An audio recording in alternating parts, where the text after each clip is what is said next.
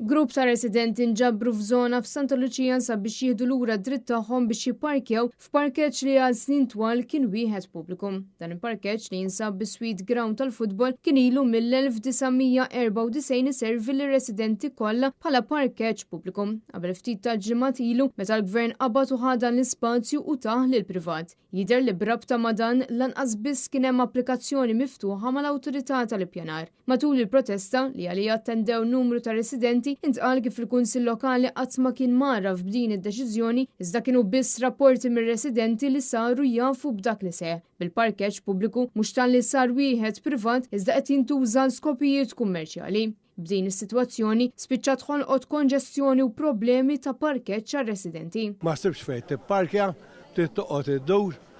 Pereżempju jien għandi l-mara ma tantx tista' timxi, rrid noqgħod nipparkja f'nofs it-triq. Mbagħad wassala u mmur. Issa stess kont sa naqla ċirrazzjoni għax hemm no parking hemm u sakemm tellajta ġie l-pulizija anke ġew ħabtu lin-nies mur naħi l-karozza għasa taqla ċirrazzjoni. Dik is-sitwazzjoni taw. Sitwazzjoni li mhux biss qed taffettwa lir-residenti iżda anke lil wienet li jinsabu fil-viċinanza kif tispjegalna waħda mill-kunsilliera Connie De Battista. Issa ġiet ħolqa li prattikament flok daw ir-residenti biss qed jiġu affettwati residenti oħra. Għaliex? Għax daw kienu jipparkjaw hawnhekk, allura hawnhekk itteħdilhom. Issa daw imsieken iridu fejn jipparkjaw, mela fejn se jsibu ħajmorru jipparkjaw. Issa jekk xi ħadd ieħor kien jipparkja f'dak il-post, iċ-ċirku qed idur u qed jinħoloq ħafna inkonvenjent. Hawnhekk huwa shopping area. Right, mela dak li jkun li qiegħed min-naħa tal-iskola fejn noqgħod jiena ħajinżel jagħmel ix-shopping hawnhekk.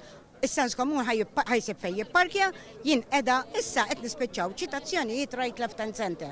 Għaliex għax ħadd m'għandu fejn jipparkja. Bil-kunsillier li jimxi Berras jispjegalna kif il-lokalità spiċċat ċimiterju tal-karozzi, apparti r-riskju ta' saħħa li kapaċi joħloq dan il-parkeġġ u kien għalhekk li qed jittieħdu l-azzjonijiet kollha legali meħtieġa. Aħna bħala kunsilliera tal-Partit Nazzjonalista fis-6 ta' Settembru ressaqna protest ġudizzjarju fil-konfront ta' Princess Operations Limited minħabba din li ġara. Tinsemmu għaliex hija l-kumpanija li daħlet f'dan il-proċess kollu. Żommejnija responsabbli għal dak li qiegħda tagħmel u anke responsabbli indolo kulpa u moro.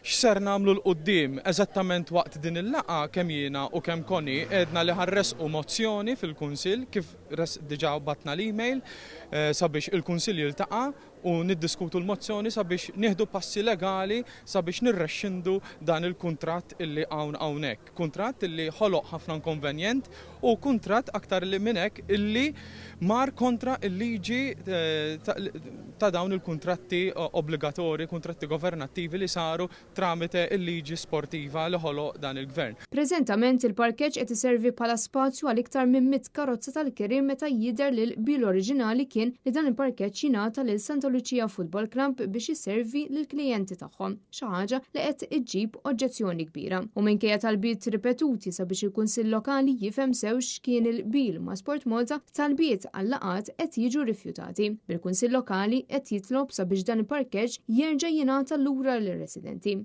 Preżenti għal din il-protesta kien hemm fost l-oħrajn ix-Shadow Ministers Mark Anthony Sammut u Bernice Bonello.